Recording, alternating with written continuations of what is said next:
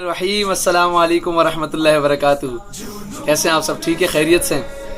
आइए आज आपको अल्हम्दुलिल्लाह इस बच्ची से मिलाते हैं। माशाल्लाह इनकी ज़रा पाकिस्तान की मोहब्बत तो चेक कीजिए।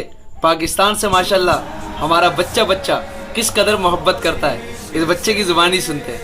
बेटा सुनाओ, दिल पाकिस्तान पाकिस्तान जा पाकिस्तान दिल पाकिस्तान जा पाकिस्तान ऐसी जामी और आसमान तेजी बात छाता है पतीरा है ये चोरोमी चतरा है ये तारुबा दिल पाकिस्तान जा जा पाकिस्तान दिल दिल पाकिस्तान जा जा पाकिस्तान। माशाल्लाह माशाल्लाह माशाल्लाह। देखा अल्हम्दुलिल्लाह पाकिस्तान से इस मुल्क का बच्चा बच्चा किस कदर मोहब्बत करता है।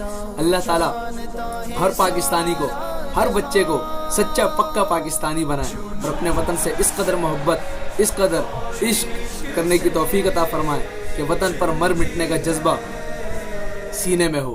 इंशाअल्लाह पाकिस्तान जिंदाबाद, ता क़यामत आबाद रहेगा इंशाअल्लाह। पाकिस्तान जिंदाबाद, पाकिस्तान पाइंदाबाद।